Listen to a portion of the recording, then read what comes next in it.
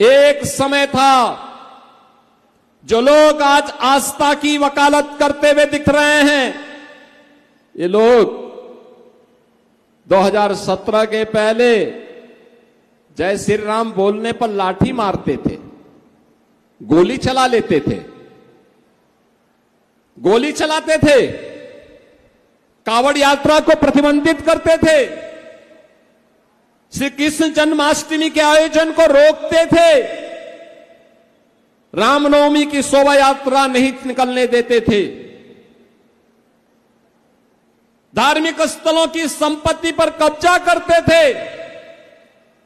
बहनों और भाइयों, आज मैं कह सकता हूं,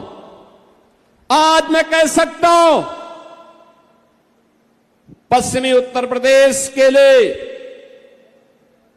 यहां के किसानों के लिए, यहां के युवाओं के लिए, देश के अन्नदाता किसानों के लिए और देश के अन्नदाता किसानों के उन्नयन के लिए और युवाओं के उज्जवल भविष्य के लिए चौधरी चरण सिंह जी ने जो सपना देखा था, उस सपने को आज साकार कर रही है डबल इंजन की भारतीय जनता पार्टी और एनडीए की सरकार।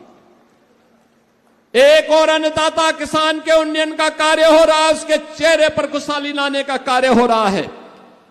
दूसरी ओर नौजवानों के लिए नौकरी और रोजगार की सुविधा है, बहन और बेटी को सुरक्षा भी है और उनके स्वावलंबन के लिए भी योजना है, और हर गरीब को शासन की योजना का लाभ प्रदान करने का कार्य भी हो रहा है। हर व्यापारी को सुरक्षा प्रदान की जा रही है, उनके निवेश को भी और उसको भी सुरक्षा प्रदान करके उसको आगे बढ़ाने का कार्य किया जा रहा है। यही तो डबल इंजन सरकार है।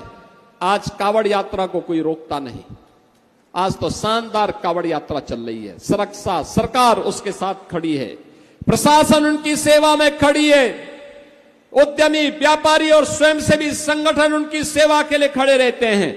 और मैं आज के इस अवसर पर जब कावड़ यात्रा प्रारंभ होने वाली है, मैं सभी कावड़ संघों से विनम्र अपील करूंगा, बहनों और भाइयों, मैं उनसे अपील करूंगा कि याद रखना, हम सब श्री राम के वंशज हैं, श्री कृष्ण के अनुयायी हैं और भोले शंकर के भक्त हैं। हम सब इस बात को ध्यान रखेंगे, राम की मर्यादा, कृष्ण की लीला और शंकर की समरसता और जीवंतता हमेशा हमें आगे बढ़ने के लिए प्रेरित करती है। जीवन में अनुशासन और धैर्य, ये हमारी सबसे बड़ी पूंजी होनी चाहिए। छोटी छोटी बातों को लेकर के कहीं हुड़दंगई नहीं होनी चाहिए। याद रखना, ये सभी हुड़दंगई या कहीं कोई गुंडागिर्दी होती है, इस प्रकार के दृश्य, कोई अनुशासनहीनता होती है, तो इस प्रकार के दृश्य जितने भी विरोधी हैं, ये सभी लोग एक नोट करके रखेंगे और फिर कावड़ यात्रा को पूर्व की भांति प्रतिबंधित करने के लिए लोग एन केन प्रकारेण तमाम अन्य जगहों से दबाव बनाने का प्रयास करेंगे।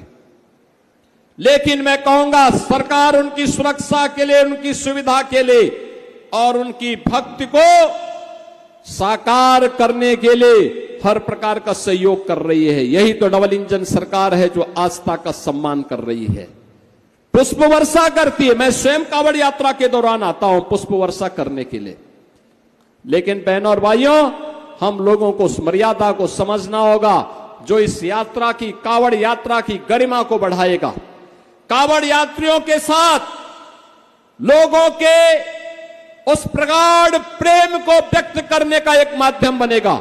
इसलिए अगर कोई गलत व्यक्ति हमारे बीच में आकर के उपद्रव करने का प्रयास करता है, उड़दंगई करने का प्रयास करता है, पहले ही ऐसे व्यक्ति को कान पकड़ करके बाहर कर देने की आवश्यकता है और कह देने की आवश्यकता है कि अनुशासनहीनता हम नहीं स्वीकार करेंगे।